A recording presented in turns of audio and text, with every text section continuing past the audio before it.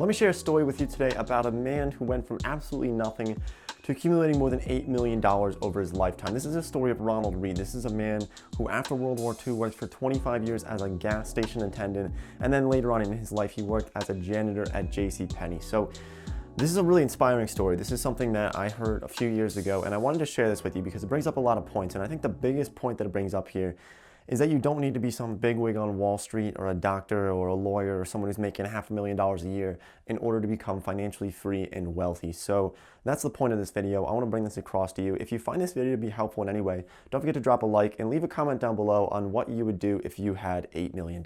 So how exactly did somebody work as a janitor and go from $0 to $8 million over his lifetime? That's what we're going to find out in this video. We have to pick this apart a little bit to understand what happened here. So Ronald Read, a lot of his life, he invested into the stock market. Now, when most people think of the stock market, you're thinking 0 to 8 million. You're thinking, man, he must have gotten some really, really nice stocks. He must be some stock whiz or something. But in reality, he had about 95 different stocks. So he had a very diversified portfolio. And a lot of these stocks were very common companies. A lot of these were blue chip stocks like Dow Chemical, General Electric back in its heyday, JCPenney, Coca-Cola, PepsiCo. There's a whole list of these different stocks that Ronald Read owned that I'm going to leave a link down below that has the CNBC article about this man and how he really did this. I'm going to leave a link for it, and it does show some of the stocks that he owned as well. But it's a very, very interesting story because what this really proves, it proves 2 points. First of all, you don't need to be some bigwig with a lot of money in order to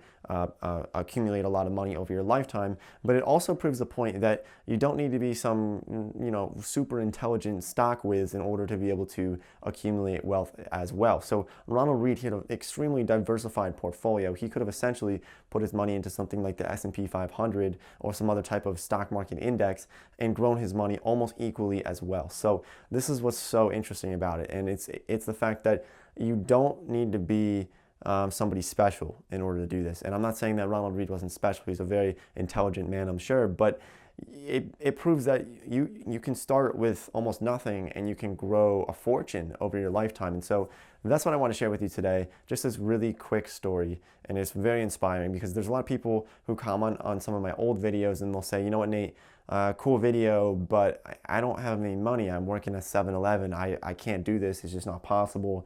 It's physically not possible for me, and I totally understand that. But I think starting just so small, starting just so incredibly small, even with the Robinhood app, starting with $5 a day, $5 a week, and you can accumulate wealth over your lifetime. And so that's the biggest point here. You just got to start young, start early, and do it for a long period of time. And don't trade too often unless you're into that kind of stuff and you're a day trader. If you're investing for the long term, make sure you're actually holding those stocks for a long time. And there's going to be some turbulence within the markets, but people like Ronald Read, he wasn't cashing in during the recession and during times when there were possible trade wars or stagflation or other problems within the economy. He was holding with it for the long term, and that's what's really, really important for this. So thanks so much for watching. Really quick video. I just wanted to bring this across to you guys because I think it's pretty inspiring, pretty cool. So I'll see you next time.